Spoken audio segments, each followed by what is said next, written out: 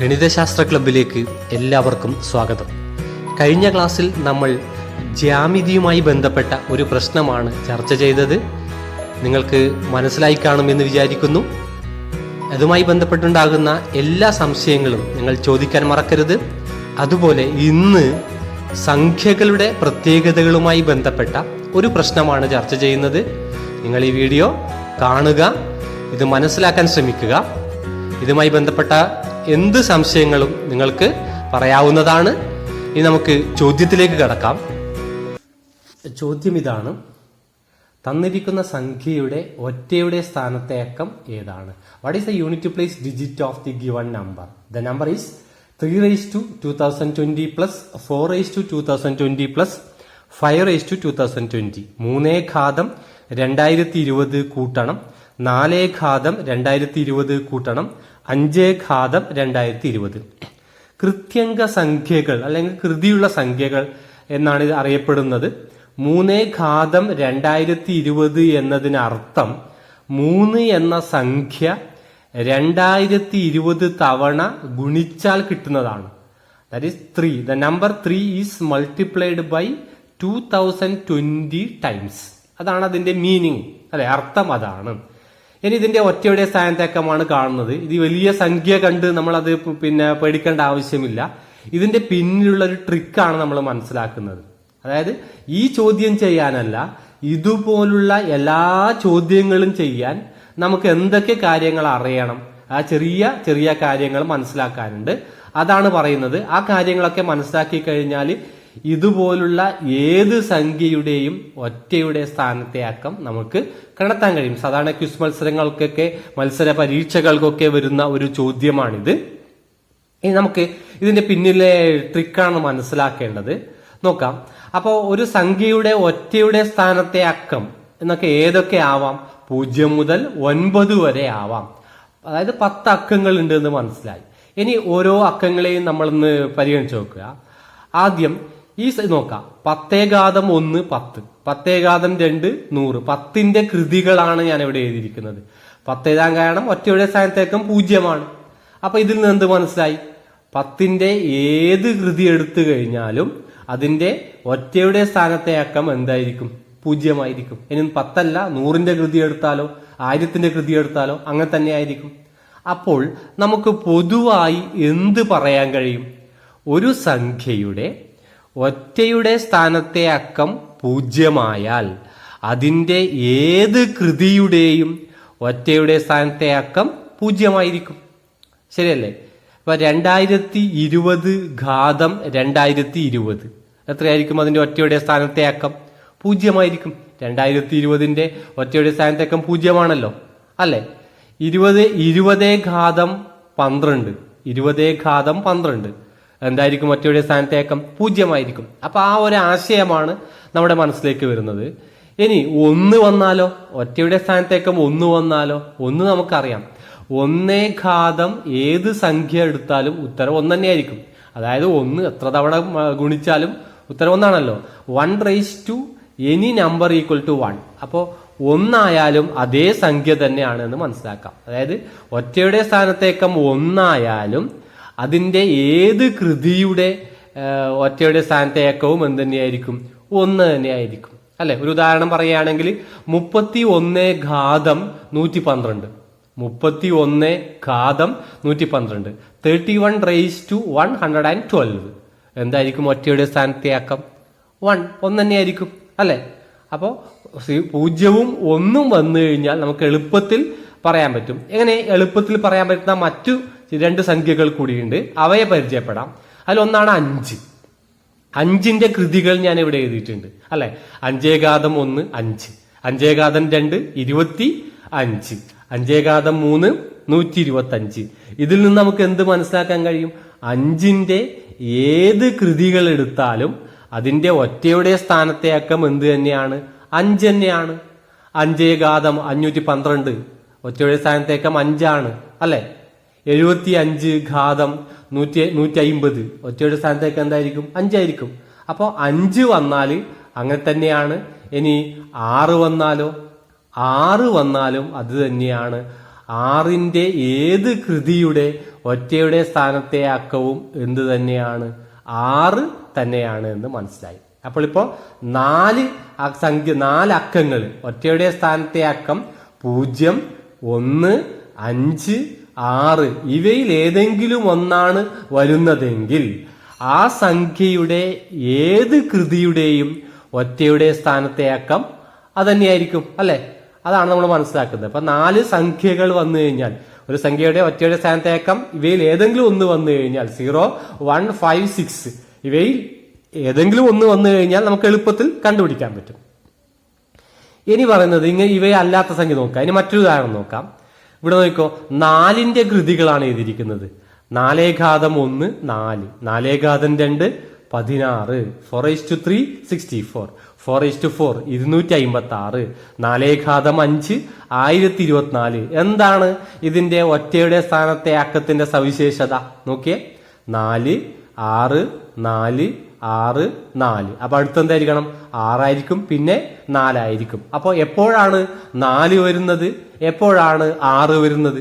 അപ്പൊ 4ന്റെ ഏത് കൃതി എടുത്തു കഴിഞ്ഞാലും ഒറ്റയുടെ സ്ഥാനത്തെ അക്കം ഒന്നുകിൽ 4 അല്ലെങ്കിൽ 6 ആയിരിക്കുമെന്ന് മനസ്സിലായല്ലോ. അപ്പൊ എപ്പോഴാണ് 4 വരിക? കൃത്യമായി മനസ്സിലാക്കാം. ഒന്ന് എപ്പോഴാണ്? കൃതി ഒറ്റ സംഖ്യയാണെങ്കിൽ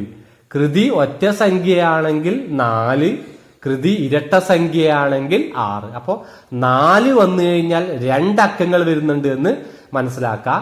അപ്പൊ അതേതെന്ന് മനസ്സിലേക്ക് വരണം? 4 6. അത് മനസ്സിൽ വരുന്നില്ലെങ്കിൽ എന്ത് ചെയ്താൽ മതി? ആദ്യത്തെ 2 കണ്ടാൽ മതി. 4 4 4 16, 4 6 എന്ന് വരും.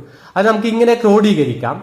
4 ഘാതം ഒറ്റ സംഖ്യ 4 an ഓഡ് നമ്പർ വന്നു കഴിഞ്ഞാൽ ഒറ്റയുടെ സ്ഥാനത്തേക്കം 4 തന്നെയായിരിക്കും.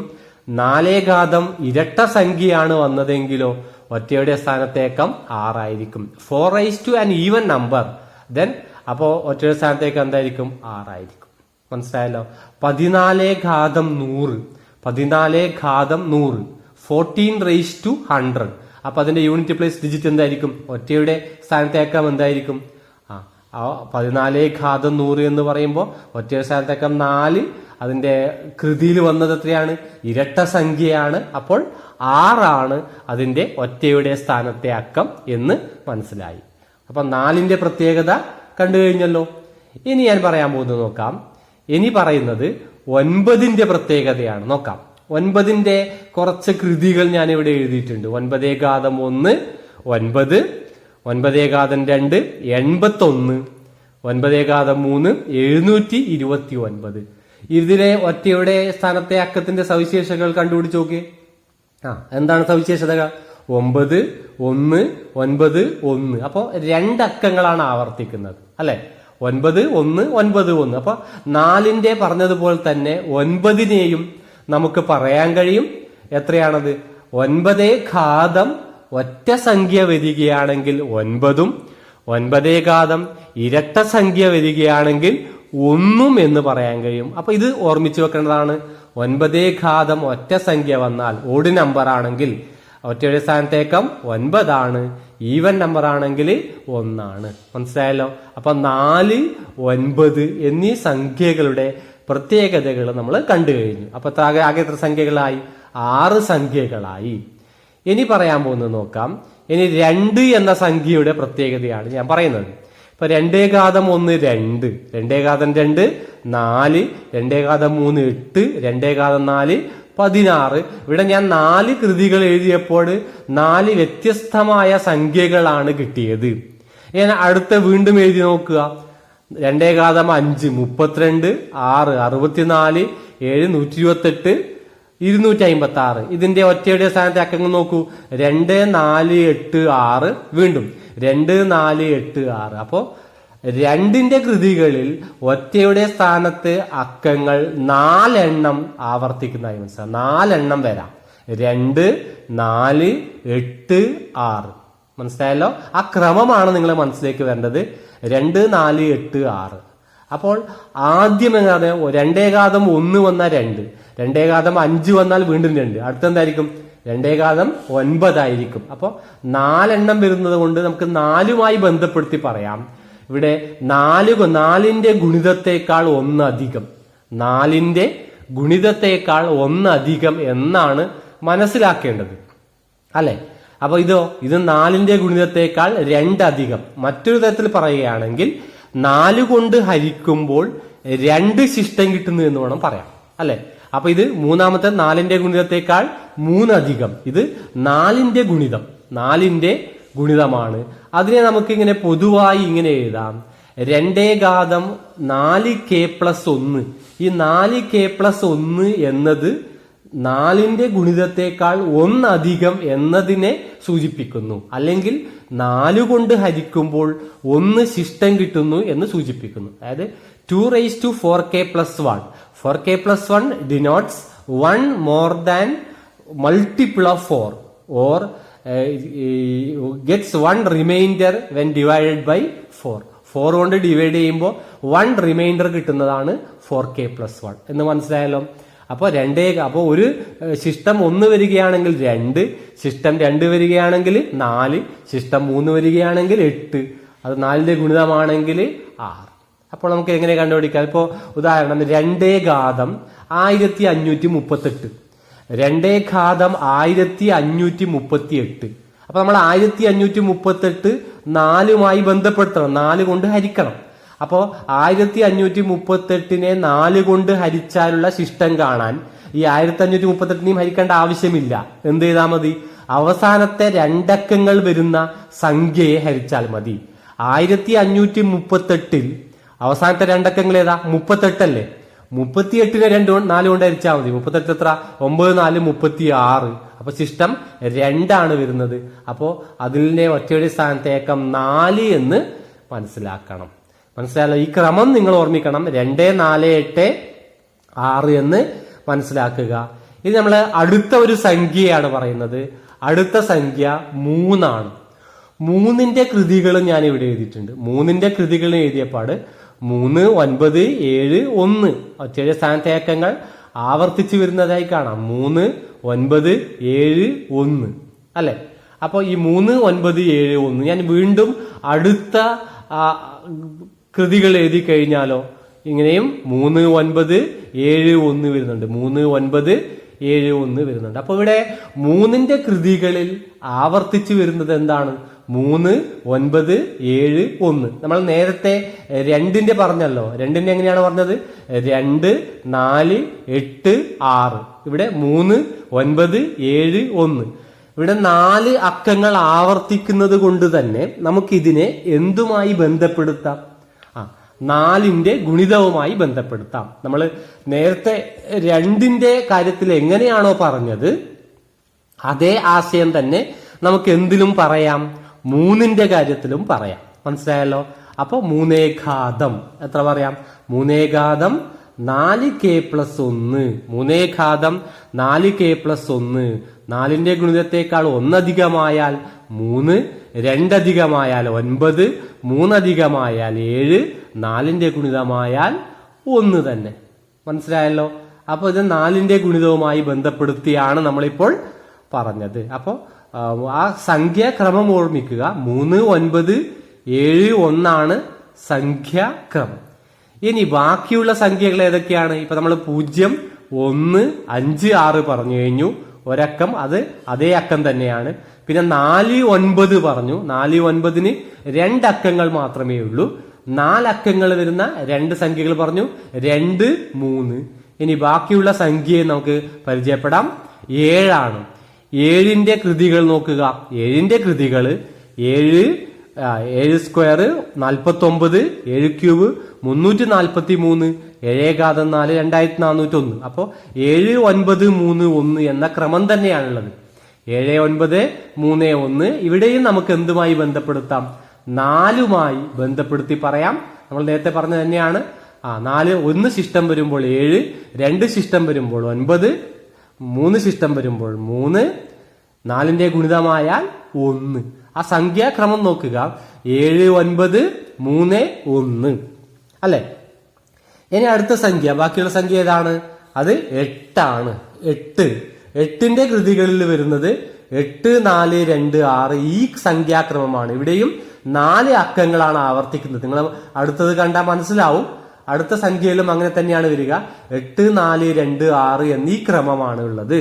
ഇതിനെയും നമുക്ക് എന്ത് പറയാം, പൊതുവായ രീതിയിൽ 4ന്റെ ഗുണിതവുമായി ബന്ധപ്പെടുത്തി പറയാം. അപ്പോൾ ഇത് കിട്ടും 8, 2, 4, 6. ഇവിടെ നിങ്ങൾക്ക് മറ്റൊരു ബന്ധം കൂടി കാണാം. 2 എന്ന സംഖ്യയിൽ 2ന്റെ കൃതികളിൽ ആവർത്തിച്ചു വരുന്ന സംഖ്യകൾ തന്നെയാണ് 8ന്റെ കൃതികളിലും ആവർത്തിച്ചു വരുന്നത്. പക്ഷെ അതിന്റെ ക്രമത്തിൽ ചെറിയ മാറ്റമുണ്ട്. 3ന്റെ കൃതികളിൽ ആവർത്തിച്ചു വരുന്ന സംഖ്യകൾ തന്നെയാണ് 7ന്റെ കൃതികളിലും ആവർത്തിച്ചു വരുന്നത്. ഇവിടെയും ക്രമത്തിൽ മാറ്റമുണ്ട്. മനസ്സിലായല്ലോ? ഇവിടെയും ക്രമത്തിൽ മാറ്റമുണ്ട് എന്ന് മനസ്സിലാക്കുക. ഇങ്ങനെയാണ് ഓരോ അക്കങ്ങളും, ഓരോ അക്കങ്ങളുടെ കൃതികൾ വന്നു കഴിഞ്ഞാൽ അതിന്റെ ഒറ്റയുടെ സ്ഥാനത്തെ അക്കം കണ്ടെത്തുന്നത്. നമ്മൾ ആ ചോദ്യത്തിലേക്കൊന്ന് വീണ്ടും പോയി കഴിഞ്ഞാലോ, ഇതായിരുന്നു നമ്മുടെ ചോദ്യം. 3/2020. 3 എന്ന് പറയുമ്പോൾ 3ന്റെ കൃതികൾ 4 അക്കങ്ങളാണ് ആവർത്തിച്ചു വരുന്നത് എന്ന് നമുക്കറിയാം. ആ ക്രമം നിങ്ങളൊന്ന് ഓർമ്മിച്ചാൽ 3, 9, 7, 1 എന്നാണ്. അപ്പോ ഇവിടെ 2020 4 കൊണ്ട് ഹരിച്ചാൽ ശിഷ്ടമുണ്ടോ നോക്കണം. അപ്പൊ അതെന്താക്കിയാൽ മതി, മൊത്തം സംഖ്യയെയും ഹരിക്കണ്ടെന്ന് ഞാൻ പറഞ്ഞിട്ടുണ്ട്. അവസാനത്തെ 2 അക്കങ്ങൾ 20 ആണ്. അവസാനത്തെ 2 അക്കങ്ങൾ 20.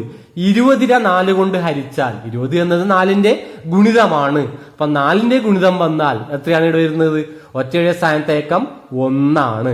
ഒറ്റയുടെ സ്ഥാനത്തേക്കം 1. ഇനി രണ്ടാമത്തെ സംഖ്യയിലോ 4/2020.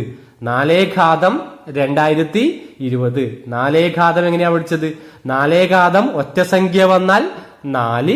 4 ഇരട്ട സംഖ്യ വന്നാൽ എത്രയാണ്? 6 എന്നാണല്ലേ പഠിച്ചത്? 6 എന്നാണ്. അപ്പൊ ഇവിടെ എന്ത് കിട്ടി? 6.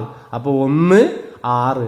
5ന്റെ ഏത് കൃതി വന്നാലും 5 തന്നെയാണ് എന്ന് നമ്മുടെ മനസ്സിലേക്ക് വരണം. അപ്പോ 1, 6, 5 കൂട്ടി നോക്കൂ. 1 6 7, 7 5 12. അപ്പൊ ഒറ്റയുടെ സ്ഥാനത്തേക്ക് എന്ത് കിട്ടും? 2 എന്നാണ് ഉത്തരം കിട്ടുക. ഇനി നിങ്ങൾ ഇതുപോലുള്ള ചോദ്യങ്ങൾ എടുത്ത് ചെയ്തു നോക്കുക, പ്രാക്ടീസ് ചെയ്യുക. മനസ്സിലായല്ലോ? ഈ ചോദ്യങ്ങൾ നിങ്ങൾ നന്നായി പ്രാക്ടീസ് ചെയ്യുക. ഇനി പഴയ ക്വിസ് മത്സരത്തിന്റെ ചോദ്യങ്ങളോ അല്ലെങ്കിൽ മറ്റു ചില മത്സര പരീക്ഷകളിലെ ചോദ്യങ്ങളോ ഇത് നിങ്ങൾക്ക് കാണാൻ കഴിയും. ഈ ചോദ്യങ്ങൾ നിങ്ങൾ പ്രാക്ടീസ് ചെയ്യുക. അങ്ങനെ ഈ ആശയം നിങ്ങൾ മനസ്സിലാക്കുക.